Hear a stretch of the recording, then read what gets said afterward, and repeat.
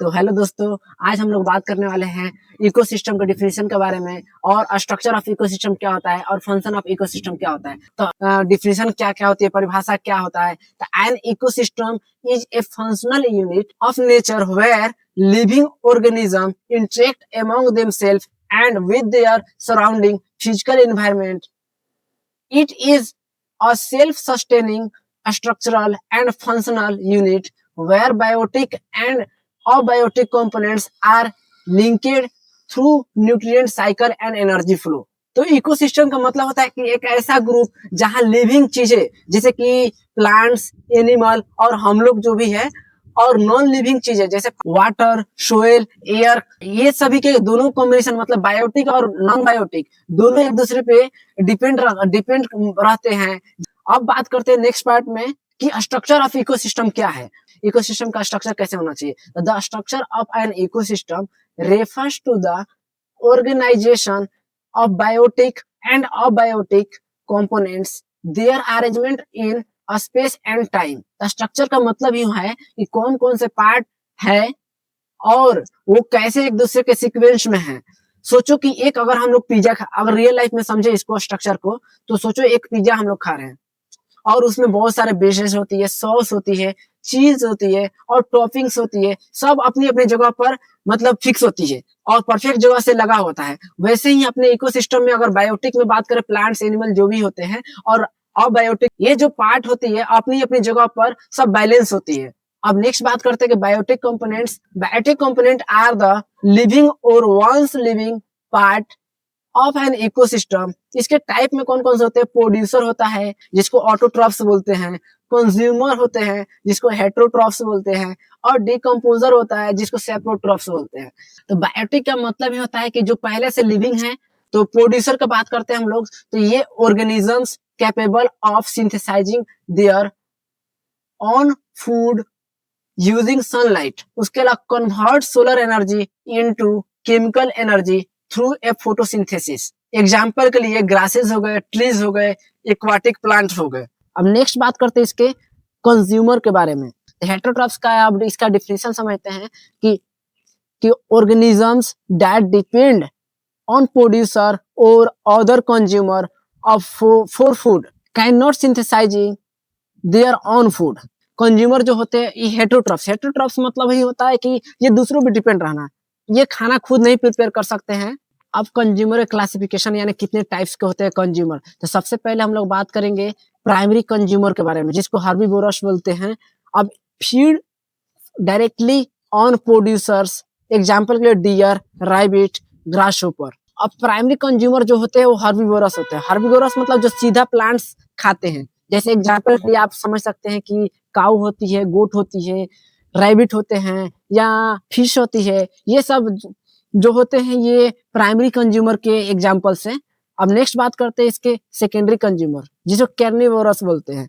Feed on herbivorous, example के लिए frog, small fish, snake. अब सेकेंडरी जो कंज्यूमर होता है जो हर्बीवोरस खाते हैं, जैसे कि ये प्राइमरी कंज्यूमर को खाते हैं। जैसे कि आप समझ सकते हैं कि जो मेढक होता है वो इंसेक्ट को खाएगा और जो बर्ड्स होती है वो भी इंसेक्ट को खाती है। जो कैट होती है, बिल्ली, माउस को खाता है, चूहे को खाती है। तो ये रहे सेकेंडरी कंज्यूमर का एग्जांपल, यानी जो प्राइमरी कंज्यूमर को खाते होंगे। टर्शियरी कंज्यूमर जिसको टॉप कार्निवोरस बोलते, feed on secondary consumers, example lion and hawk. अगर अब डिकम्पोजर यानी सेप्रोट्रॉफ्स क्या है, अब हम लोग बात करेंगे नेक्स्ट पार्ट इसकी कि डिकम्पोजर जिसको सेप्रोट्रॉफ्स बोलते हैं। तो break down the complex organic matter of dead plants and animal, release nutrient back into the environment, include the bacteria, fungi and एक्टिनोमिसिट,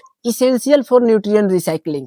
decomposer का समझते हैं कि जो भी हमारे डिकम्पोजर जो होते हैं सेप्रोट्रॉफ्स, ये प्रोड्यूसर और कंज्यूमर दोनों पे डिपेंड रहता है। भोजन डेड प्लांटों और डेड मतलब मृतजीवी प्लांट और एनिमल से प्राप्त करता है और उसको क्या करता है कि वो इन्वायरमेंट में जो सोइल होती है उसके अंदर के न्यूट्रिएंट को डालते हैं और मतलब सोलर एनर्जी के थ्रू मतलब लाइट आता है और प्रोड्यूसर पे जाता है। प्रोड्यूसर मतलब क्या हुआ, प्लांट्स जो खुद खाना बनाता है, जैसे कि पेड़ पौधे हो गए ये सब। तो प्रोड्यूसर पे जाते हैं, फिर यहाँ से एनर्जी फ्लो होता है तो प्राइमरी कंज्यूमर में होते हैं, फिर सेकेंडरी कंज्यूमर, फिर टर्शियरी कंज्यूमर, फिर ये सभी जो होते हैं डिकम्पोज हो जाते हैं। डिकम्पोज मतलब मिट्टी में जाकर मिल जाते हैं। तो ये सब एक साइकिल की तरह काम करता है। ये best example of biotic component का है। अब नेक्स्ट बात करते हैं अबायोटिक कंपोनेंट। अबायोटिक कंपोनेंट क्या होते हैं? तो abiotic components are the non living और physical and chemical elements of an ecosystem. इसके टाइप्स में आते हैं कौन कौन से फैक्टर होते हैं। तो सबसे पहला है क्लाइमेट फैक्टर्स, फिर एडेफिक फैक्टर जिसको सोइल रिलेटेड मतलब भूमि में ये मिट्टी के साथ क्या करता है, फिर टोपोग्राफिक एंड एक्वाटिक फैक्टर के बारे में बात करेंगे। अबायोटिक कंपोनेंट्स वो चीज हो जो लिविंग नहीं होते हैं, जैसे कि एयर हो गया, वाटर हो गया, सोइल हो गया, ये सब अबायोटिक कंपोनेंट के एग्जांपल है। अब नेक्स्ट बात करते हैं क्लाइमेट फैक्टर क्या क्या है। तो सबसे पहले आता है सनलाइट। सनलाइट में क्या होता है कि primary sources of energy for a ecosystem, यानी सनलाइट जो है, sunlight primary source of energy of ecosystem का मतलब हुआ कि जो पौधों को खाना बनाने के लिए किसको चाहिए, सनलाइट को जरूरी होती है। Temperature affect metabolic rates and distribution of organism. Wind affect the temperature, humidity and dispersal. यानी जो विंड होता है, हवा जो होता है, वो टेम्परेचर को अफेक्ट करता है। हवा चलता है, टेम्परेचर का मात्रा कम हो जाता है, ह्यूमिडिटी मॉइस्चर आ जाता है, और मॉइस्चर आ जाता है तो हमारे जो इन्वायरमेंट है वो ठंडा मतलब कूल हो जाता है, ठंडा हो जाता है। अब नेक्स्ट बात करते हैं इसके एटमॉस्फेरिक गैसेस के बारे में कि एटमॉस्फेरिक गैसेस क्या होती है, जैसे CO2, O2 और N2। नेक्स्ट बात करते हैं एडेफिक फैक्टर यानी सोइल रिलेटेड। तो soil composition, texture and structure, pH level, acidity और एल्कनिटी। फिर उसके बाद soil moisture and organic matter, mineral nutrient जैसे N2 हो गया मतलब नाइट्रोजन हो गया, फास्फोरस हो गया, फिर उसके बाद पोटेशियम हो गया, कैल्शियम हो गया, मैग्नीशियम हो गया। फिर उसके बाद नेक्स्ट है सोइल माइक्रो ऑर्गेनिज्म। अब नेक्स्ट बात करते हैं टोपोग्राफिक एक्वाटिक फैक्टर। अब टोपोग्राफिक और एक्वाटिक फैक्टर क्या है? Altitude, slope, aspect of land. अब ये रहे इसके अबायोटिक कंपोनेंट, नॉन लिविंग के फैक्टर। अब नेक्स्ट बात करते हैं हम लोग function of an ecosystem. Function of ecosystem होता क्या है? तो सबसे पहले ecosystem function refers to the process and activities that maintain the ecosystem structure and enable to the operate efficiently। अब फंक्शन ऑफ इकोसिस्टम को समझते हैं कि जो एनर्जी का फ्लो होता है इसमें, या न्यूट्रिएंट साइकिल जो चलती रहती है, सब कुछ एक बैलेंस में रहता है। अब हम लोग नेक्स्ट पार्ट में बात करेंगे एनर्जी फ्लो के बारे में कि एनर्जी फ्लो कैसे होता है। तो energy इंटर्स the ecosystem through the solar radiation, यानी सोलर रेडिएशन के द्वारा हमारा जो एनर्जी होता है इकोसिस्टम में प्रवेश करता है। उसका energy flow unidirectional from producer to consumer. नहीं, जो प्रोड्यूसर होते हैं, प्रोड्यूसर के थ्रू हमारा जो एक ही डायरेक्शन में चलता है, producer to consumer, consumer to decomposer, ऐसे हमारा एनर्जी फ्लो होते रहते हैं। At each tropic level, approximately 90% of energy is lost at heat through the respiration, movement and metabolic activities। इसका मतलब ये हुआ कि जो 90% एनर्जी का फ्लो होता है वो हीट के थ्रू खत्म हो जाते हैं, फिर उसके बाद या मूवमेंट के थ्रू खत्म हो जाते हैं, मेटाबॉलिक एक्टिविटीज के द्वारा खत्म हो जाते हैं।